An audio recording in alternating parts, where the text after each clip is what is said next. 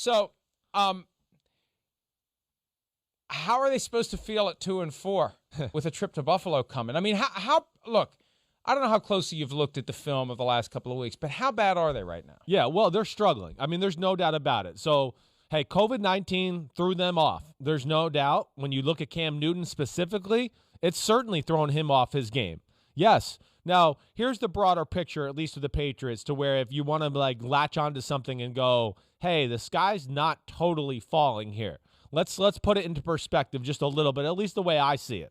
You know, the Chiefs game, I still will sit here and go, if Cam Newton's playing that game the way they were playing, they're going to win that game. They outplayed the Chiefs. That game was there to be had. I know that's a bold statement and ifs and all of that. But regardless, we saw that they could hang in there with the Kansas City Chiefs without one of their best football players. The Broncos game, yeah, sloppy, mistakes. Mike, it wasn't a game where I came away going, oh, man, the Patriots just got dominated and, you know, they kind of hung. No, I kind of went, man, the Patriots moved the ball every series, but they always just had that fatal, stupid mistake, whether it was the Izzo fumble, snap over the head, Cam tip pass, those type of things. So I didn't look at that game and just go, oh, man. I went, just the Patriots haven't practiced. Denver played a solid game, no doubt about that. But I wasn't like, oh, man, this is really, really bad. Now, last week, you know, I picked the 49ers. That was bad. That was a butt whooping. And that is the type of matchup that I think is concerning for the Patriots as they go forward. I really do. A really good running football team. They lack big people on that side of the ball. They got behind early, and that's not their game either because they don't have the weapons in the drop-back pass game to be able to get into a shootout with a team like the 49ers once their offense gets rolling. So I guess what I'm saying is it's not good. I'm not ready to panic or hit the red, eject button yet with New England Patriots. No, I continue to stand by my thought that you better kill them while you can or they're going to get you in January when they figure it all out. Cam Newton's the guy who's got to get it figured out on the offensive side of the ball. He was on WEEI on Monday. Here he is talking about his poor performance. For any type of competitor, do you feel embarrassed? Yeah. And I am as honest as I could possibly be right now. But yeah, it tells you. And the first thing I said, to myself coming home, I said, you keep playing games like that, bro, and it's going to be a permanent change. And, so whatever type of way that we have to motivate ourselves, I'm honest with myself. So that leaves no type of miscommunication with others. And, when the change happened, I'm stuck on the sideline, listening to plays and saying to myself, like, listen, is this really, how you want to, do things, or this is how you want things to be done, and until you make that step to get better, as you have been harping on these last couple of weeks, then that's what it's going to be. I don't fear coaches. I don't fear coaches' stability or my position stability more so than controlling the locker room, right? And performances like yesterday, it jeopardizes. Like, oh my God, like players talk. Right. And I think that's what it's more that's what's most important to me. That last part is very compelling and it's very real. And yes. we've talked about that before. The players know who can play, the players know who can't play. And if the guy they thought can play all of a sudden isn't playing well, they're going to be saying to each other, what? Yeah, right. What's going on? What the hell? Right. What in the hell is going on out there? Yeah. And he's more concerned about that than he is the reaction of the coaching staff, which is kind of surprising. Well, I think he realizes the coaching staff will be realistic about the situation. They're going to be hard. They're going to coach him and all that, but they'll be able to evaluate it for what it is. Yeah, he wants to make sure, though, he still has, the voice of the locker room, can be the leader, that guy, because he is that guy. He holds himself to that standard. And, yeah, because of that, people expect specialness when it comes to Cam Newton and his play that way. But yeah, it's a cool insight. Look, it shows you, just what he values being a leader and leading men and being the voice in the locker room of reason and whatever else, the energy of the football team. So that was really cool to see. They have to play a certain style of football. He's out of rhythm. Julian Edelman is not 100%. He's 80, 85, 90%. I mean, he can't really run. N'Keal Harry looks like, it's maybe a bust right now as far as a first-round pick receiver. So there's issues there. Then their O-line is a little banged up the last few weeks, Mike, and they ran the ball very well against Denver. 49ers is a different issue, but that's how they have to play. They need to run the ball. Cam Newton runs it.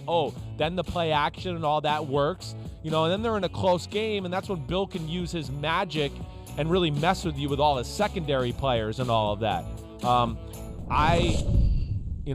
They have a chance to make a run here the next few weeks. This will be a big game this week. They match up very well with the Buffalo Bills. People shouldn't just go, Buffalo's going to beat them. No, Buffalo can't stop the run. Buffalo throws the ball every play. That fits right into New England. You can't stop the run? Great. We're great at running. You need to throw the ball with Josh Allen? Well, our secondary is great.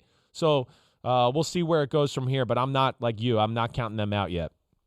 Cam Newton's passing numbers have been declining game by game all year long. In the past couple of games, look at the chart. Look at where he's throwing the ball. What do you glean from this, where you've got so many throws going to the left side of the field? Yeah, I can't really say why that would be. When I just think about it and look at this and just go through the plays in my head that I've seen the last few weeks and everything like that, a lot of shallow crossers. Sometimes the back goes that way. I don't know. I don't have a reason for you of why he wouldn't be throwing the ball to the right side. I don't think there's anything like specifically being done that way. I don't know. It must have just shook out that way. Either way, he's off as a passer altogether the last 2 weeks too. Just some balls that he's thrown. There was a third down ball the other day where, you just go, man, Cam Newton doesn't miss that throw. He throws a rifle in there. And I just feel like he's really got off rhythm ever since the 3 weeks of not playing football for a guy who didn't play a lot of football before that. And hopefully this is the week he kind of gets it back. They're certainly going to need him.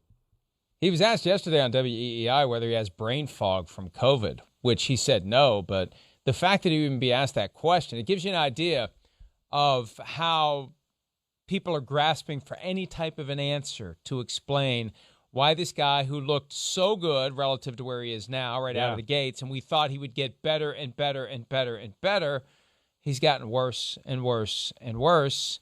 Where's the bottom? When can they turn it around? When will he be the guy that they thought he was going to be?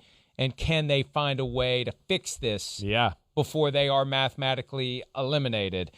One thing that was really jarring, we had a graphic yesterday on PFTPM that showed some of the historical milestones that have been marked by this run.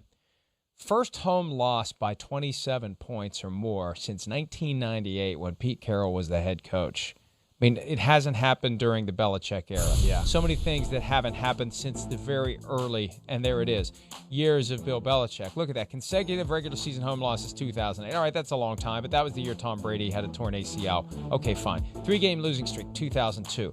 2-4 through 6 games, 2000. That was the year they finished 5-11, Belichick's first year with the team, and then losing by 27 at home, 1998. I mean, this has got to be hard for Patriots fans to process. It has been a very long time since they've been less than ordinary, and I don't know what you do as a Patriots fan when you have that thing that you've come to rely on every single fall. You know that's going to be there for you.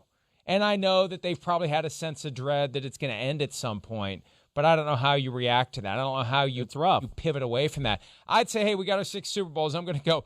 Forget football. I'll go find some other sport to follow. There's nothing left for me here. Well, I don't think they should give up on them. I don't. I mean, like you said, the Terminator, he's hard to die. Unless you dip him in some hot lava and crap, he ain't going to die.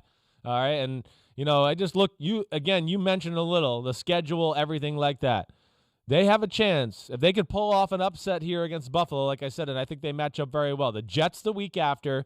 Hey, Baltimore, that's going to be tough. I expect them to lose. But then the Houston Texans, the Cardinals, the Chargers, I mean, they have a chance to really sit here and go, they could win 5 out of their next 6, or at least 4 out of their next 6 maybe, to where they're right back in the thick of things here and have a chance to maybe squeak in the playoffs, because they're not a team I'd want to mess around with in the playoffs. But, yeah, again, the team that we thought COVID-19 would not affect, it affected them at the worst possible time, at the worst possible position.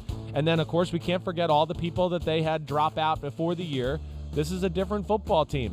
And, they've lost their way, and they played a team last week who's finally getting healthy and is more talented than them. And then they have a coach who I think is the only coach in football who can match wits and really put, like, Bill Belichick's brain in a conundrum and Shanahan, and it all just funneled to the perfect storm and a big butt-whooping by the 49ers. They've got to win at least 3 of these next 5 games, or it's done. It's done. You go 2 and 3, right. You go 4 and 7, it's done. And then on the other side of those, they've got the back-to-back LA trips. Chargers 1 week, Rams short week. Oh, this is wild. I hadn't noticed this before on their schedule. They play at the Chargers on a Sunday, and then they play at the Rams Thursday night. Surely they won't be coming back in between. Who does? I mean, I've never even seen that organized that way. Usually the team, right? Is that how they usually do that? I mean, doesn't usually the team that has to travel like that usually gets to play at least at home the Sunday before that Thursday game? But you know what? If you're going to be in L.A. anyway, you may as well go out there and get acclimated and play at the Chargers, at the Rams 4 days apart. Now, they're discouraging anything other than out and back this year because of COVID, but we know the 49ers spent the whole week in West Virginia earlier this year. I would be stunned if the Patriots fly cross-country back and forth with Sunday, Thursday games. But that's going to be a couple of tests as well because even though the Chargers are 2 and 4, the Chargers, I think, right now are better than the Patriots. The Chargers have been in every game they've played. They could have won every game they played. They took the Chiefs to overtime. They've stubbed their toes at some moments and lost games they should have won, but they've been in every single game they've played. That one's not going to be easy. The Rams are going to want, at least to the extent there are guys still on the roster from a couple of years ago, a little semblance of revenge against the Patriots from Super Bowl 53. So, not an easy run. And then you got to close out the season, the tour of the AFC East, Dolphins, Bills, and then Jets. So, look, I'm not giving up on them. They're my preseason Super Bowl pick from the AFC to go with the Buccaneers from the NFC. Feeling pretty good about Tampa, not so good about the Patriots. But I never abandon ship until it's over. And it may feel like it's over, but with this team, it's never over. We'll see what they can do. How about a little Bill Belichick before we continue to talk about the Patriots on the Patriots being bad? Here he is. Do you feel that the team is as far off as you guys look at this point in time, or are you confident in what you've seen in the past that this group can rekindle what it had earlier this year? Well, I'm focused on us improving and doing the best that we can and doing better than we've done. So we'll see where that puts us. I don't know, but we certainly need to improve from where we are, and we will. So we'll just have to, like I said, do it in the meetings, in the walkthrough, in film sessions, and on the practice field, and hopefully that'll translate into better performance on Sunday. It usually does. Is it the talent? Is it the coaching? What is it? And how much do we look at Bill Belichick as the talent evaluator and say maybe there are some flaws there that have been covered up by great coaching? And I've said that in the past. Yeah. Proof that Bill Belichick is the greatest coach of all time is that he overcomes his personnel mistakes. Sure. I think his personnel mistakes may have caught up to him. Well, I mean, this year, certainly, again, we can't forget about the opt-outs and some of those issues they've had there.